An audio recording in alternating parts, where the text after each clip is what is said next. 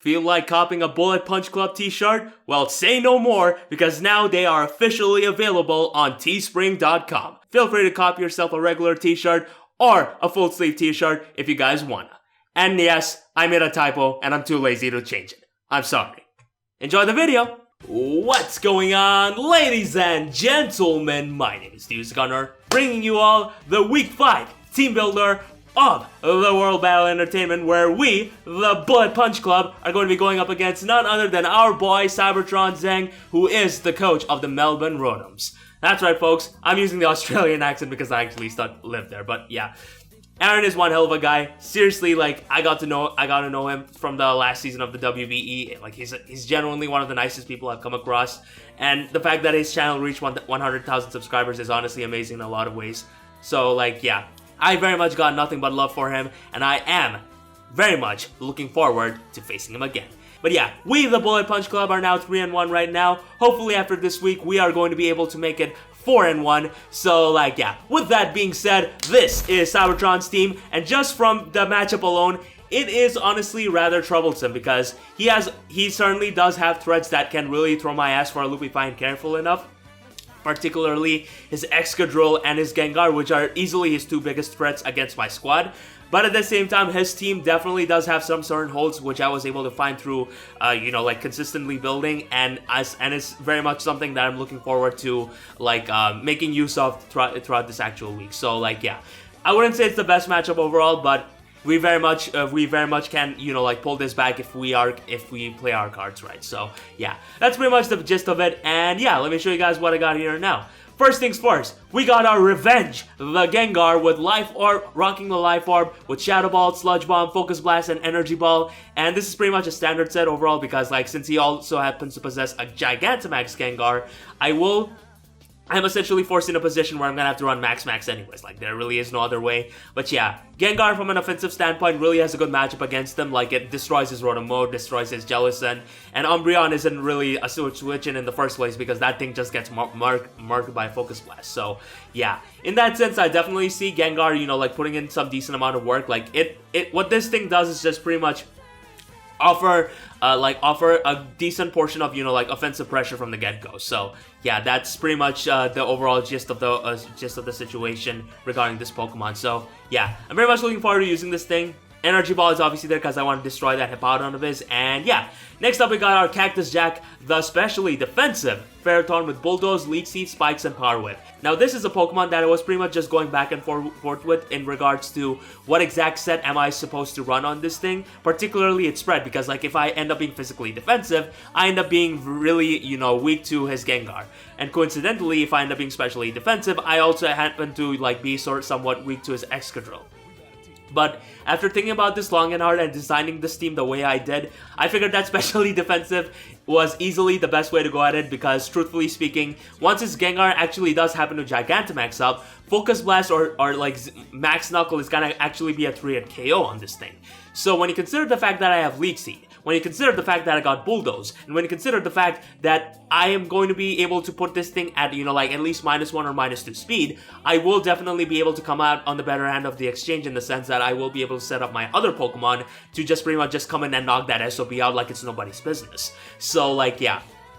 In that sense, I very much see my Ferrothorn putting in a lot of work here. It is definitely a really nice Pokemon to, like, stop his defensive core then and there and just pretty much set up spikes and all that jazz. So yeah, and considering the fact that I can actually afford to run leftovers this week, this thing is very much going to be a backbone of my squad.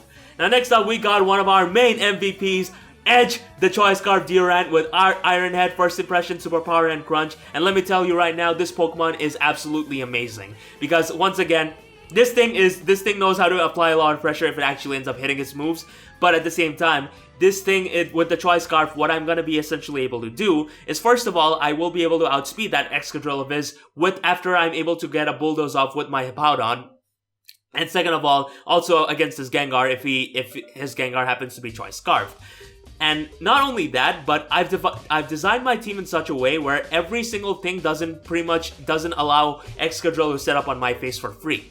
If anything, what I'm essentially going to be able to do would have to be put myself in a position where after I'm able to get prior chip damage off either with my Noivern or my Hatterene or my really bulky Passimian, I will be able to come out with my Durant and knock that SOB out then and there with a first impression. Now, what I also will be able to do is pretty much give Cybertron a sense of false reassurance, in the sense that once he's gonna see first impression, he is immediately going to assume that that my Durant is not Choice Scarf. So in that sense, I will definitely be able to bring this thing in and just straight out knock out pretty much his like Gengar that doesn't happen to be Choice Scarf, or his Rotomo if first impression actually isn't an option anymore. So like yeah, that's pretty much the gist of it. I actually had X's on this, but later on I changed it to Crunch because I figured that this would be the ideal way to just knock out his Gengar, especially after it ends up Gigantamaxing on my face. In hindsight, that probably was not the best way to go at things, but like yeah, overall I think this is very much the idea for this matchup. But yeah, for the last 3 Pokemon, we got Victory, my Citrus Berry Noivern, with Flamethrower, Draco Meteor, U-Turn, and Taunt, and with this investment that you see before you along with its item, not only will I be able to find out exactly what item his offensive Pokemon will most certainly be having as well as his defensive Pokemon, provided that they are not leftovers, but the Citrus Berry works in such a way where if his Hippowdon ends up going for an Ice Fang, or a Stone Edge, or if his Frostlass, if he truly chooses to bring it, chooses to go straight for an offensive move like Ice Shard, the Citrus Berry will most certainly help me, get myself back up to a comfortable amount of HP before I just hit back really hard with Draco Meteor, Flamethrower, U-Turn because it gives me momentum, and Taunt is really good in the sense that it just completely stops his Umbreon, it stops his Hippowdon, and yeah, that's pretty much the gist of it, and I generally see this Pokemon putting in a good chunk of work. But yeah, for the final 2 Pokemon, we got our Let Me In, the Gigantamax Hatterene, which is fully physically defensive this week, rocking Calm Mind, Psychic, Draining Kiss, and Mystical Fire. Now obviously, I could have chosen to run Trick Room this week because what I would have been able to do was essentially put myself in a position where I'd be able to just, where I'd be prone to just clean up the game late game. But at the same time, I feel like he will most certainly have certain ways of stopping my Trick Room Hatterene from just doing whatever it wants. And at the same time, I need to design my squad in such a way where I most certainly will be able to take on that EXCADRILL of his to my heart's content without having to worry about much. And in that sense, Calm Mind 3 attacks absolutely works really well because with the physically defensive investment that you see before you, his EXCADRILL will never be able to knock me out with one Adamant Iron Head like on my face. And if I choose to, just Gigantamax up then and there, that's pretty much a guarantee. He's not gonna even come remotely close to knocking me out. And with Calm Mind, and combined with the fact that I can also happen to Gigantamax up, I will be able to get myself back up to a really good amount of HP and pretty much be able to just do whatever the hell I want, really. So, yeah, that's pretty much the overall gist of this thing. I very much see this thing putting in good work. So, yeah, let's see if we can do it, alright? Now, for the final Pokemon, we got our Matt Riddle, the Life Orb Passimian with Close Combat, Knockoff, Drain Punch, and Taunt. And let me tell you right now, this thing is an absolute monster against Cybertron. Because at best, he has ghost types like, Jellicent and Gengar, which aren't really switches to begin with, considering how I can just go for a knockoff then and there. But what this also means is that with this investment that you see before you, his EXCADRILL is guaranteed to never be able to knock me out with one Earthquake or with one Earthquake ever. Like, if he ends up being Adamant Life Orb Earthquake, it's gonna do like what, 60 to 72% ish, which really isn't that high considering how hard EXCADRILL can actually hit.